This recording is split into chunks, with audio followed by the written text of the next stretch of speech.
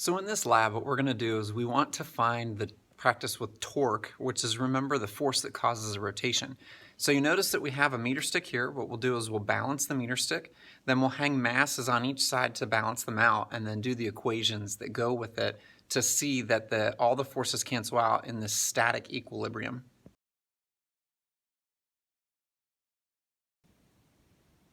So in this first part, what we want to do is we want to find out where does the meter stick balance. Theoretically, it should be at the 50 mark here in the middle.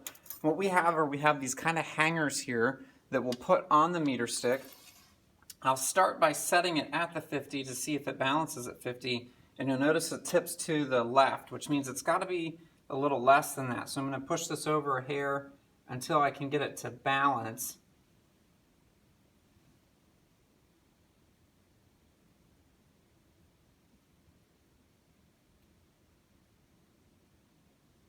So it looks like it's going to be right about there. Tighten that, see how we go with that. So that looks pretty good. So if you notice then, on the meter stick, that the center of mass of the meter stick is actually going to be at 49.7 or 49.8. So we'll go with 49.8. So the center of mass of the meter stick is 49.8.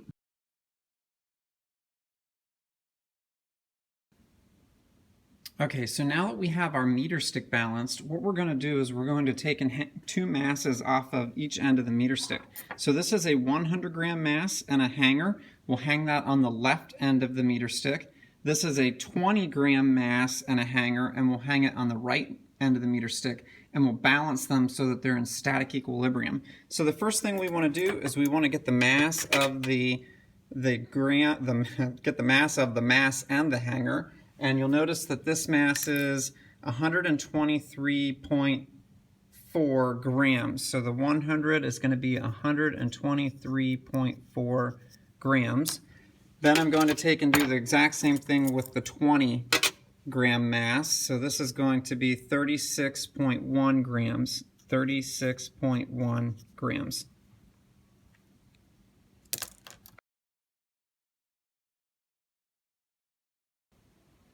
So now that we have the masses, I've hung the 100-gram on a just randomly picked 35 centimeters here.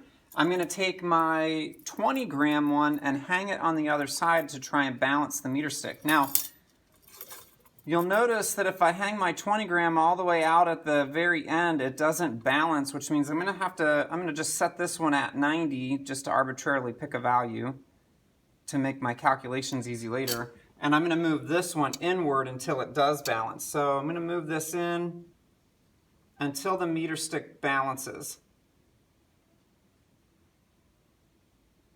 And it looks like that is the spot right there at 38, so very convenient. So you notice that I could give it just a little bit of a tap, and it doesn't really go anywhere. Give it a little bit of tap, it doesn't go anywhere.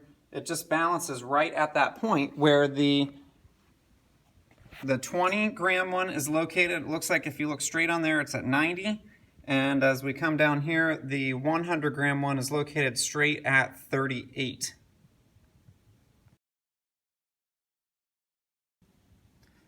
So now that we did the actual part of the lab where we had them balancing, let's do the calculations here. What we want to look at is this 90 is really an observed value. We want to calculate what should this value have been, like what is the accepted value of that distance. So because we're in static equilibrium, remember that all of the counterclockwise torques are going to balance out with all of the clockwise torques. So I can say that all of the force times the radiuses making the bar want to spin this way have to equal all of the force times radiuses of the bar that want to spin that way. So I'm going to have my force times radius equals force times radius. Okay, so what we want to do then, whenever you submit this into Buzz, you're going to end up getting we want to really find what this R value is. So I'm going to say that the R accepted value would be the 90 minus the 49.8, which is going to be 90 minus 49.8 is going to be 40.2. I should have been able to do that in my head. The R observed value is going to be the 90.14 minus 49.8. So 90.14 minus 49.8, and that's going to give me 40.34. And I think I have those flip-flops because this was my accepted value. So accepted, this is my observed value. Then remember to do percent error. We can do percent error as AOA is A-OK. So I'm going to take my accepted minus observed over accepted times 100 and absolute value it. So my accepted is that 40.34 minus 40.2 all over 40.34 times 100. And when I do that, I end up with a percent error of 0.347%. Beautiful percent error in this lab.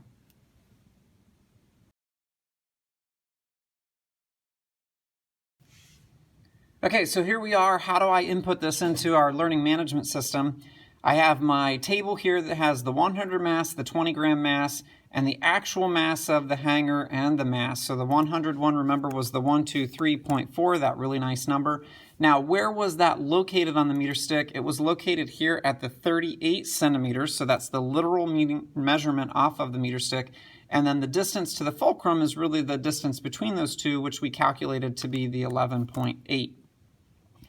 The 20 gram mass then we had hanging over here, we had the accepted value of 36.1, what we measured off of the digital balance. Then the position on the meter stick was going to be the 90, that's our observed value. And when we subtracted the two of those, we ended up with an observed value of 40.2.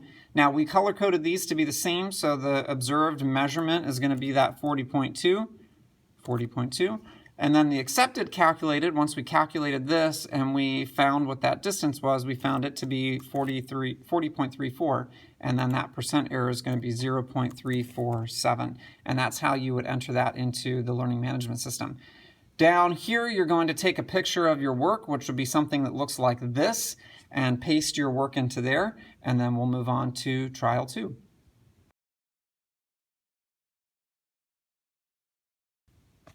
So for trial 2, we're going to take those same two masses, the 100 and the 20, but now we're going to add a third mass, and that's going to be a 50. So you'll notice that the mass of the hanger and the 50 grams is going to be 73.5. And the instructions tell us to hang them anywhere except where they were hanging already.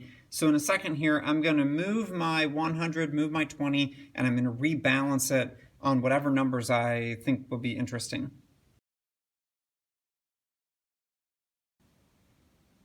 Okay, so I already hung my 100 and I hung my 50, and I just put them on convenient numbers. Like this one is on the 30, this one I put on 65. So I picked two numbers that I thought would be kind of easy to play with later.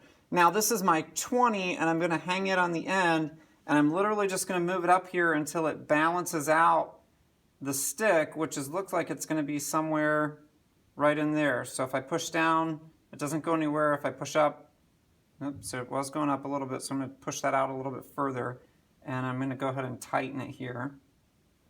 So if I push down, it just sort of goes down a little bit. If I push up, it goes up a little bit. So it looks like there is going to be my mark. So when I look at my values, my 100 is located on the 30 exactly. My 50 is located on the 65 exactly. And my 20 is located, it looks like it's on 86.6.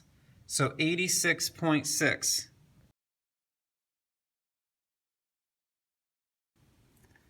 So I'm going to go ahead and set this up, but I'm going to leave you to do the solving work. So we had our 100 was over here at 30.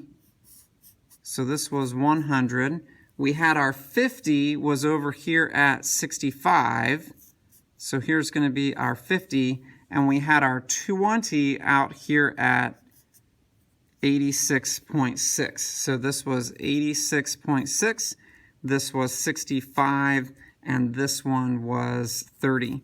Again, remember that we're looking at all of the counterclockwise torques have to counterbalance all of the clockwise torques. So I'm going to have that this weight is pulling it this way, this one is pulling it this way, this one is pulling it this way, and we're pivoting right here on the center of mass. So set up your equation and solve. Now remember that this is sort of what you're looking for, the 86.6, but what you really want to find is you want to find this distance that'll be the distance between where that's hanging and the distance of where the pivot point is. So it's going to be the x minus 49.8, or in this case it would be the 86.6 minus the 49.8, and this will be my observed value, and this will be my accepted value.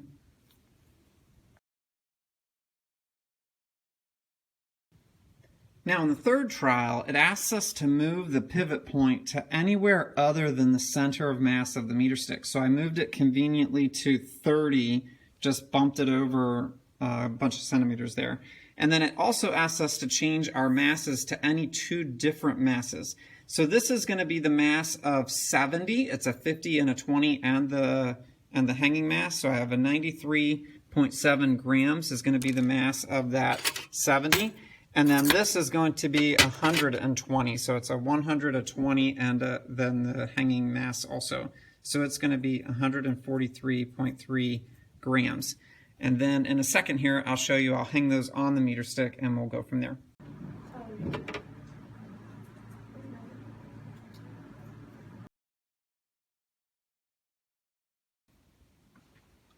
Okay, so I hung the 70 over here on 5. Remember that the pivot point of the meter stick is at 30, and then the meter stick itself actually has its center of mass that's pulling down on this side at the 49.8 that we had earlier. Here's my 120. I'm going to take and slide those onto the end and try and find out where it balances. I can tell right away it's not going to be near the end because how it tips it down right away. So I'm moving it in, I'm starting to feel where it's counterbalancing there and getting closer. Getting a little closer. Looks like it's going to be somewhere right about there. Let's see if I line. So this is exactly on 36. See if I can be that convenient. And it looks like it is. So if I tap it down a little bit, it doesn't go. If I tap it up a little bit, it doesn't go. So it's at static equilibrium here. So I'm going to tighten the screw on this. There we go. And then bring you in just a little closer to see those values. So the 120 is at exactly 36. Don't forget that you're going to have the mass of the meter stick out here at 49.8. The pivot is exactly at 30. And then the 70 is at, it looks like, exactly at 5.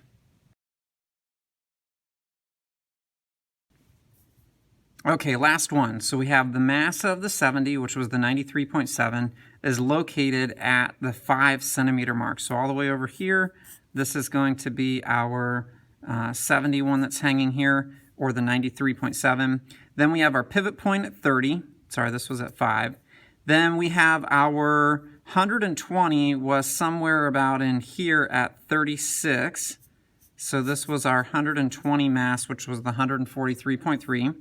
And then we have, don't forget, the center of mass of the meter stick here at 49.8, which I'm going to put as MS for the meter stick. So remember that we're dealing with the sum of all of the torques. The counterclockwise torques have to cancel out the clockwise torques. So the force causing this to rotate this way has to balance out this force and this force causing them to want to rotate that way. And then don't forget that we're actually looking for the distance from here to here. So accepted value is going to be 6, but we're going to look for the observed value is going to be 6, but we're looking for what the accepted value is by solving for that x. Now, one of the most common mistakes in this lab is when we do F times R here, don't use the 5 in for the radius, because that's literally what the actual measurement marking is. We're going to use the 25 for the distance, the 30 minus the 5. So when you're talking about the radius, it has to be the distance from the object to the pivot point, not literally the reading that you read on the meter stick.